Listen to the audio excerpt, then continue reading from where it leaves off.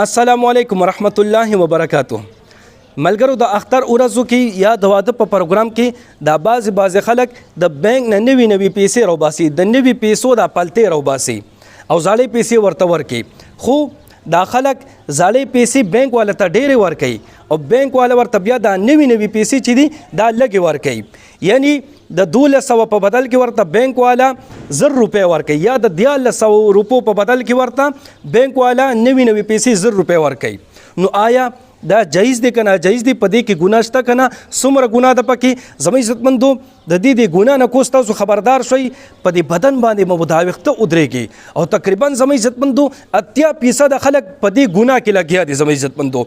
او کم قسمه ګناه ده زما عزتمندو، دا ګناه اوس تاسو وورئ او د دې بیا څلور خطرناک نقصانات دا بیا چې تاسو وورئ که نه زما عزتمندو په دې بدن مداوخته ودرېږي. او په مسلمان به زما عزتمندو تاسو ته افسوس درشي چې دا مسلمان نن سبا کم حالاتو ته روان دی، کم طرف ته روان دی. نو زما عزتمندو داسې کول چې بانک والا ته ډېرې پیسې زاړې ورکړي او ای درته لږې پیسې درکړي نوي دا سود دی زما عزتمندو. ځکه چې پیسې یو دي، اگر چې ته ورته زاړې پیسې ورکړي ای تا ته نوي پیسې درکوي، ستا ډېرې دي هغې لږې دي، دا سود دی زما عزتمندو. پیسه یوه ده، شی یو دی، دا سود دی زما عزتمندو. او سود د دې نقصاناتو ته اوس غوږ شئ، د دې ګناهونو ته اوس غوږ شئ زما عزتمندو چې کم قسمه ګناه په دې باندې ملاویږي. څلور خطرناک ګناهونه دي زما عزتمندو. ټولو نه اولنی ګناه وایي کم انسان چې 1 روپۍ سود چانه ویشتو یا چاته 1 روپۍ سود ورکو، د انسان ته څونه ګناه ملاویږي؟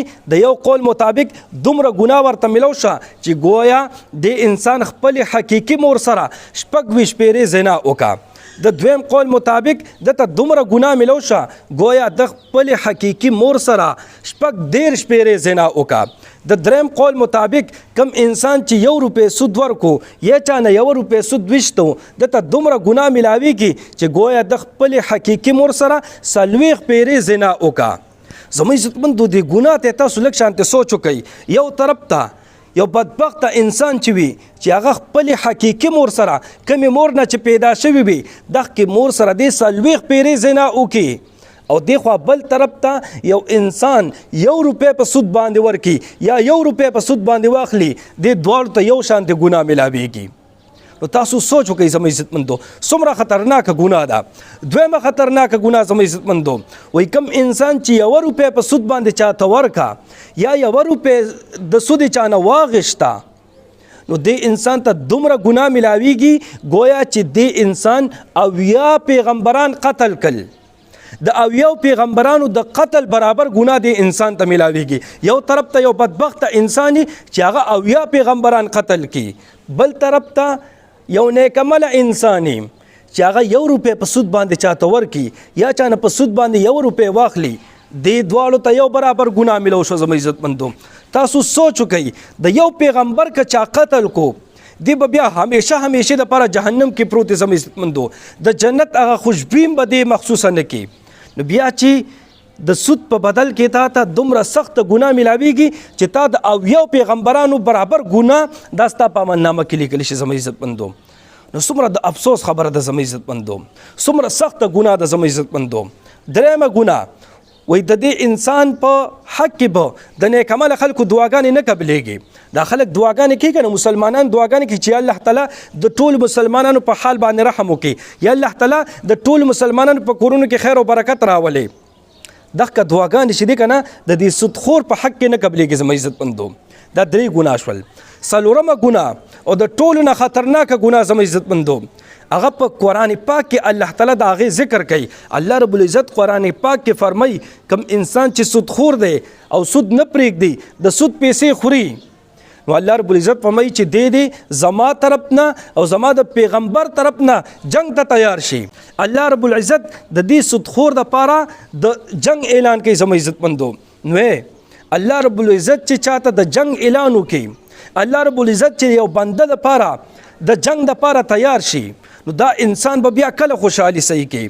دی به ټول عمر بیا خوشحالي صحیح نه کوي، دی به ټول عمر بیا غمونو آفتونو تکلیفونو کې ګرځي، دی به ټول عمر پریشانو کې ګرځي زما عزتمندو.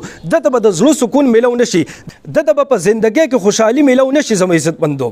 نو زما عزتمندو برای کرم د دې شیز نه ځان مکمل وساتئ چې تاسو د اختر ورځو کې د بانک نه دا نوي پیسې راوباسئ او زړې پیسې ورته ډېرې ورکئ. دا سود دی زما عزتمندو. که داسې څوک وي چې هغې تاسو له برابر درکوي، تاسو ورته زړې پیسې زر ورکوي، ای درته نوي پیسې زر درکوي، بیا خو صحیح ده. خو داسې هغې چرته کوي، بینکونو والا داسې چرته کوي، ای خو تاسو نه به ډېرې پیسې اخلي زړې او لږې پیسې به درته درکوي زما عزتمندو. نو دا سود دی. بینک والا ته عمده ګناه میلاویږي، کومه چې دا څلور تاسو ته ما یاد کړل، او چې دا څوک یې ورکوي که نه دی ته عمده ګناه میلاویږي. زما عزتمندو کوشش وکړئ دا ویډیو خو هر طرف ته شیر کړئ. نو کوشش وکړئ زما عزتمندو دا ویډیو خو هر طرف ته شیر کړئ، ټول مسلمانانو ته ورسوئ زما عزتمندو چې هغې د دې غلطو ګناهونو نه، ټول مسلمانانو ته دا ویډیو زما عزتمندو ورسوئ چې هغې د دې ګناه نه بچ شي او تاسو ته دعاګانې کوي او الله رب العزت د تاسو نه خوشحاله شي. الله رب العزت مو خوشحاله باد ساته. دعاګانې کوئ، دعاګانې به کوو. الله په امان.